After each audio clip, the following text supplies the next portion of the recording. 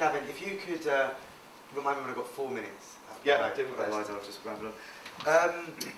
I just wanted to start, just to make sure we're all on the same page. So I've been involved in a few related movements. Who's heard of Climate Camp? Everyone, I'm guessing I'm speaking to the convert. Everyone, has anyone not? Don't worry if you haven't. All right, good. Plain Stupid? Okay.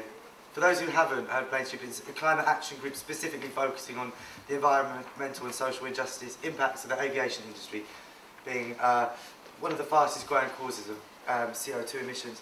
And then, the last thing I just wanted to clarify is where I last met Alan, which was 2.5 years ago now, just round the corner actually, the Mark Kennedy trial.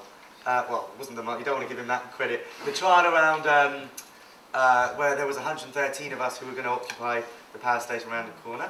And we couldn't in the end, obviously, because of massive police infiltration. So that's where I last saw Alan. And in terms of like barriers to action, that obviously was a significant one in my experience when you're looking at police infiltration, massive state repression, protest sabotage, state-sponsored sex abuses is now being called, and the level of, as Brian also talked about, the level of state repression stopping protest to a sustainable transition.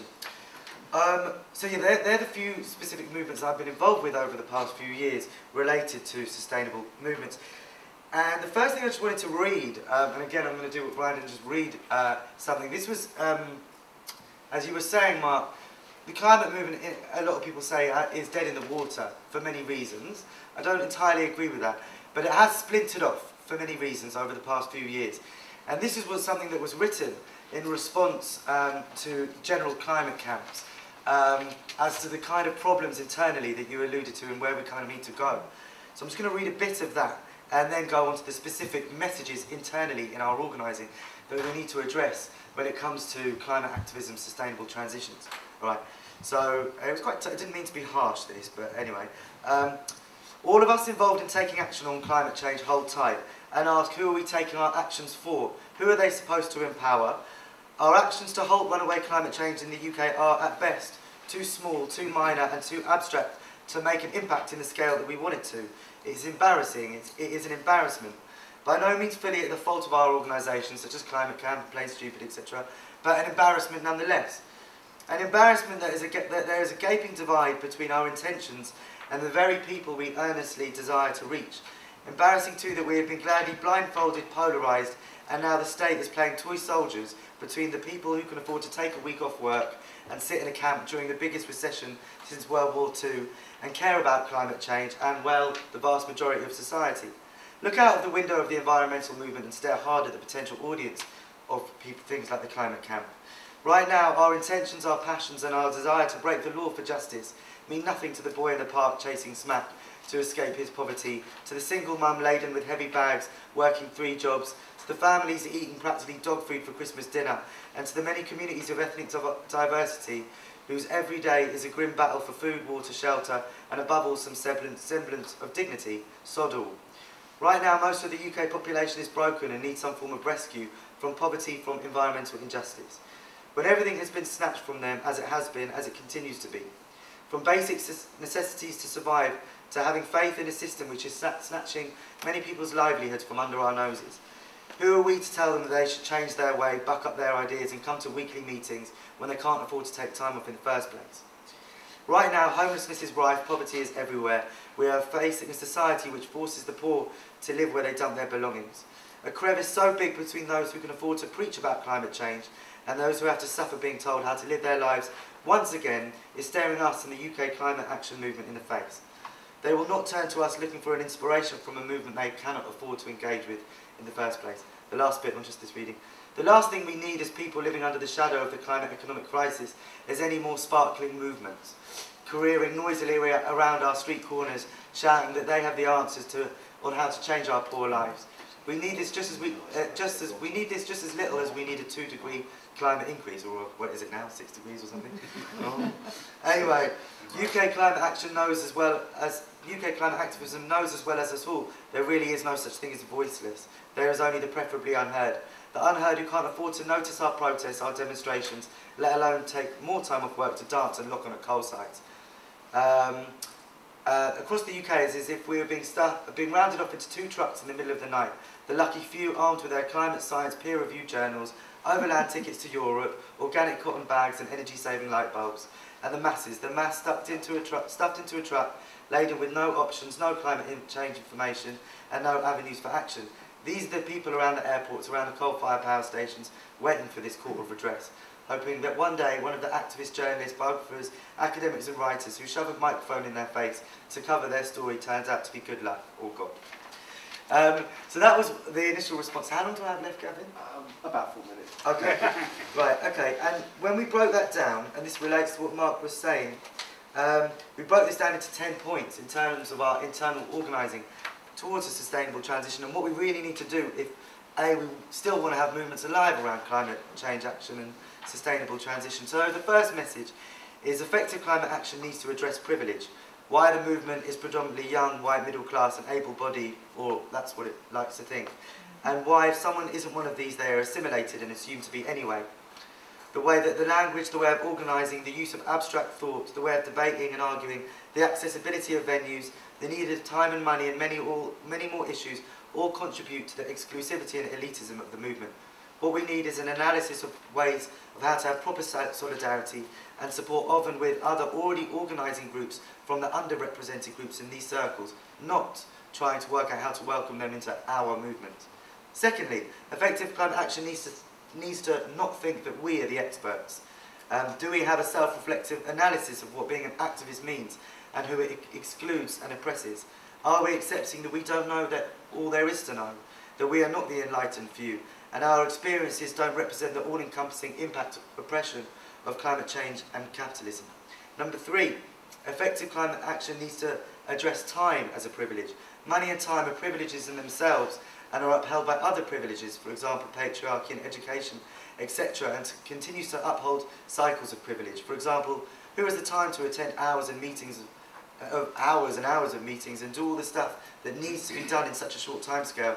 Why do they have access to that time? Why do other people not have access to that time?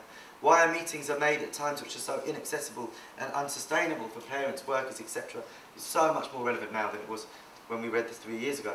Number 4, effective climate action needs to have an analysis of direct action, a wider analysis of direct action. This simply means taking action decision into our own hands and not being ruled by an authority. So why do so many activists think that direct action is only locking onto something and shutting down something for a very small amount of time? What is the purpose of such action? Reformism, media attention, to cost them a bit of money? Are these things really a long-term effective form of resistance or catalyst for revolution? Number 5, effective climate action needs to have an analysis of doing. Science tells us that we have to act now to stop the Armageddon. This has led to a dogma of, what are you doing? We have to do something. This usually leads to really unthought out, short-sighted actions. There was always such a rush since the planet is getting desecrated at an even faster pace. But this is always true. What about strategy, inclusivity? It's still doing to strategize and plan before putting action into place. And, you know, it always begs the question of who are we doing this for? Who are we trying to save? Always go back to that question. Leading on to number 6. Effective climate action needs to address the exclusivity and oppressiveness, classist, racist, sexist nature of the consensus process in action. We all know the problematics with consensus, usually ruled by informal hierarchies and more. Just using the process isn't any more democratic or unoppressive than voting. It's still dominant, mostly white, middle class, educated, and slightly less so male people that get their way.